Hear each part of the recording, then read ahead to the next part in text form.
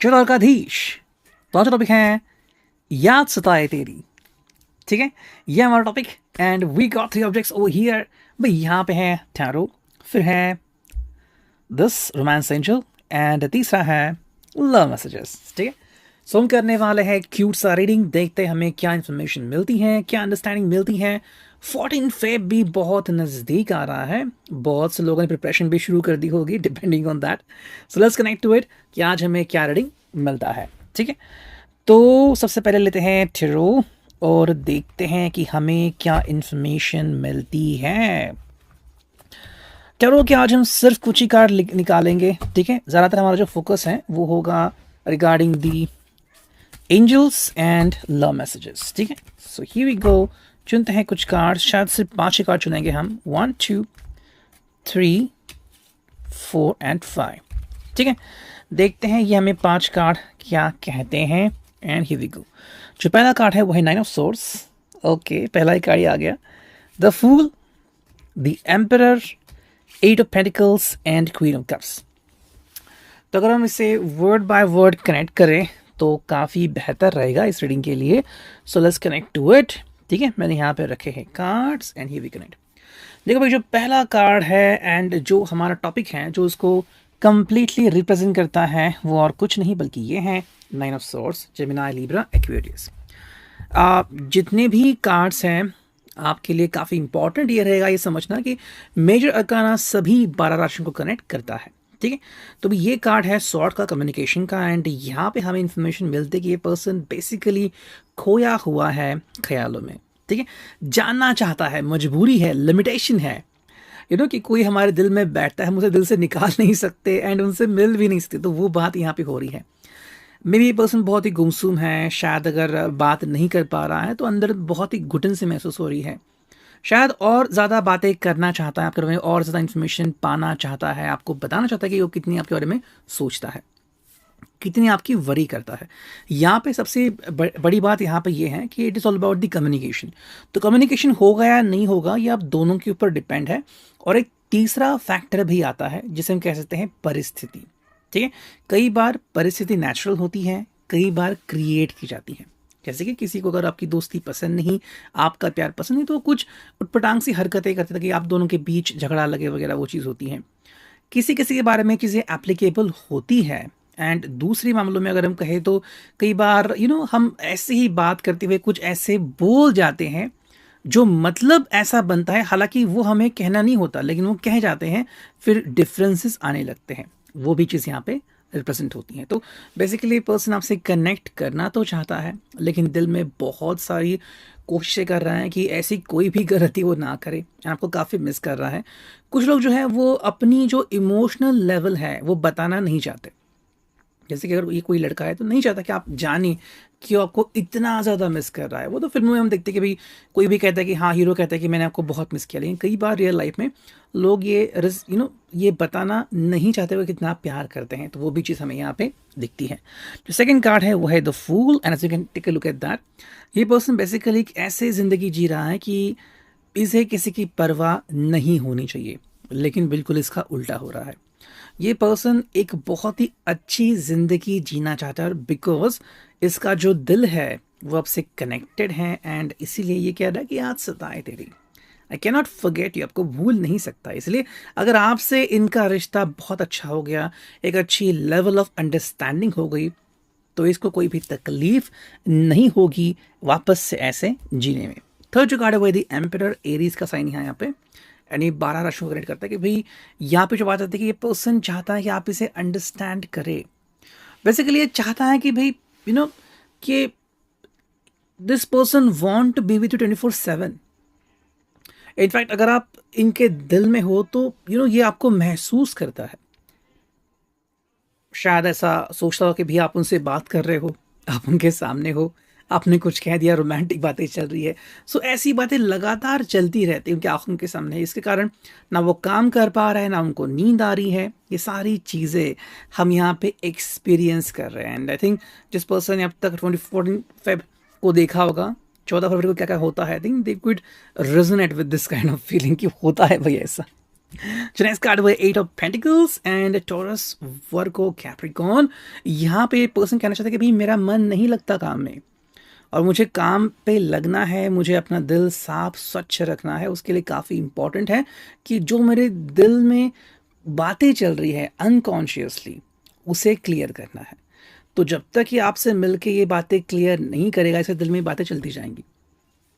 मान लेते हैं कि आपको कोई सुपरस्टार पसंद आ गया तो आप उसके बारे में बात तो नहीं कर सकते ना ओपनली, लेकिन कहीं पे लिख सकते हैं, हु विल नो आपका डिजिटल नेम क्या है। लेकिन जब आपको कोई बहुत प्यारा लगता है जो आपके सिर्फ सामने हो, may be from your colleague, may be one of your classmate and likewise, तो ऐसे में क्या है ना कि इतनी जल्दी हम इसको बात नहीं कर सकते कई बार, एंड फिर दिल में कुछ कुछ होता है। तो वही चीज़ यहाँ पर रिप्रेजेंट है कि ये पर्सन अपने आप को महसूस कर रहा है कि क्या हो रहा है ये, why can't I tell upfront to the person.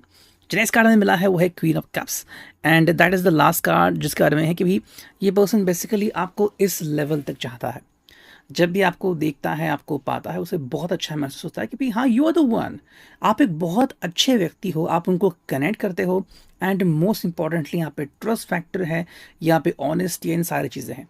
ये मैं इसलिए कह रहा हूँ यहाँ पे, सो आप उनके लिए एक कह सकते ना ड्रीम जैसे हो कि जब आप उनके सामने आते हो तो ड्रीम कंप्लीट हो गया। तो वो चीज़ यहाँ पे ये एक्सपीरियंस करते हैं, and that's the main thing to why, मतलब क्यों ये आपको इतना चाहते हैं। आप में वो अंडरस्टैंडिंग है, आप इनको समझते हो, एंड आप में वो बातें हैं जो इनको अपने जीवन साथी में चाहिए। ठीक है, तो ये बातें यहाँ पे क्लियर हो गई है रिगार्डिंग टैरो।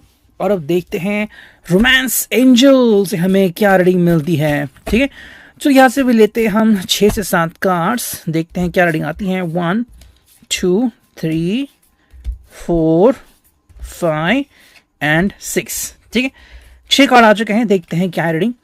जो पहला कार्ड है वो है एंगेजमेंट। ये पर्सन जो चाहता है वो है एंगेज होना।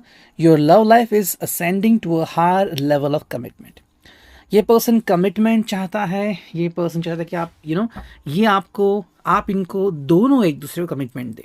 ठीक है, अगर आपको लग रहा है कि किसी को भी लग रहा है कि शादी बहुत जल्दबाजी है, तो एटलीस्ट ये कमिटमेंट चाहते हैं। तो यहाँ पे जो भी पर्सन आपकी कमिटमेंट पाना चाहता है, आपको कमिटमेंट देना चाहता है, वो सिर्फ ओरली नहीं, बोल के नहीं, बल्कि सबके सामने आपके हाथ में रिंग पहना के आपको कमिटमेंट देना चाहता है, तो ये पर्सन 100% जेन्युइन होगा। सेकेंड जो कार्ड है अट्रैक्शन। ये पर्सन काफ़ी अट्रैक्टेड है towards you. You attract romantic love by enjoying this moment fully. जो थर्ड कार्ड है वो है free yourself. It is time to take back control of your life. ये बिल्कुल भी अब खुद कंट्रोल नहीं करना चाहते, बल्कि आपके हाथ में कंट्रोल देना चाहते हैं। जो नेक्स्ट कार्ड है वो है chemistry. There is a strong magnetic attraction here. मैंने जो कहा कि आप दोनों में जो अंडरस्टैंडिंग है कमाल की है, ये आपको बहुत ज़्यादा पसंद करते हैं, एंड मोस्ट इम्पॉर्टेंटली आपका जो ऑरा है ये बहुत पावरफुल है इनके लिए। जैसे ही आपसे कनेक्ट होते हैं तो ये महसूस करते हैं कि आप में वो शक्ति है जो इनको कनेक्ट करती है। नेक्स्ट जो कार्ड है वो है calling in your soulmate. Your prayers, affirmations and visualisations help bring you together. अगर आप सोलमेट कनेक्शन को देख रहे हैं तो आप दोनों में वो अंडरस्टैंडिंग कि भाई this is perfectly what you want. हो सकता है आप में बहुत सारी सिमिलैरिटीज हो, एक जैसा जॉब है, एक ही शिफ्ट में काम करते हैं, कंपनी अच्छी है, सैलरी अच्छी है, पैसे भी बचाए हैं, फैमिलीज भी अच्छी है, आप दोनों के बैकग्राउंड भी सही है, अच्छे है। So what is the problem over here? तो वो चीज़ हमें यहाँ पे देखने को मिलती है। Chinese card was stay optimistic about your love life. Positive thinking and faith will bring you romance. ये पर्सन की सोच है कि चलो आज नहीं तो कल, कल नहीं तो परसों आप इनके जज्बात अंडरस्टैंड तो करोगे ही। ठीक है, देखो एंगेज होना या फिर कमिटमेंट देना ये हर एक के लिए अलग अलग अनुभव होता है। जिन्होंने भी अपने पास्ट लाइफ में या फिर पास्ट एक्सपीरियंस में जो भी सहा है, ठीक है, वो उसके अनुसार डिसीजन लेगा। ओके, एंड सिमिलरली ये डिसीजन हर एक के लिए अलग अलग हो सकता है। और अब देखते हैं फाइनली कि हमें लव मैसेजेस क्या मिलते हैं। चुनते हैं कुछ लव मैसेजेस, 1 2 3 4 5 एंड फाइनली 6। ठीक है, तो 6 कार्ड्स हमने चुने हैं, देखते हैं हमें क्या रीडिंग मिलती है। And here we go. देखो भाई, जो पहला कार्ड है वो है I feel at ease when I am with you. जब भी आपके साथ होते हैं ये बहुत ही ईजी फील करते हैं, और ये फीलिंग हर एक को महसूस नहीं होती।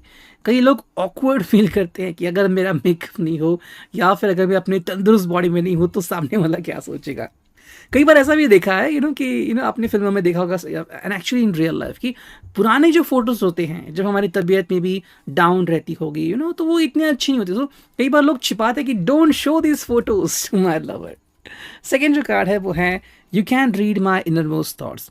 आप इनके जज्बात समझते हो, वही बात जो मैंने कही बिल्कुल वही बात यहाँ पे आ रही है। नेक्स्ट कार्ड वो है I can't imagine a minute without you. इस तरह से खोए हुए आप में कि आपको एक पल भी ओझल होता हुआ ये महसूस नहीं करना चाहते, बल्कि चाहते हैं कि आप हमेशा इनके साथ रहे या फिर आपका कनेक्शन बनाए रहे। नेक्स्ट कार्ड है you have the cutest smile on earth. आपका जो स्माइल है वो बहुत ही क्यूट है इनके लिए, ऐसा इनका मानना है। जो है नेक्स्ट कार्ड वो है you always know what I am thinking. ये क्या सोच रहे हैं आपको पता होता है, जो बहुत ही अच्छी बात है। एंड जो फाइनल कार्ड है you find my weird habits adorable. इनकी जो भी आदतें हैं, चाहे वो कॉइन कलेक्शन हो या फिर कोई और कलेक्शन, आपको ये अच्छा लगता है। आप क्वेश्चन नहीं क्रिएट करते बल्कि आप इसे एक्सेप्ट करते हैं, और यही बात आपको और उनसे अलग बनाती है। ये था reading. I hope it resonate. See you next.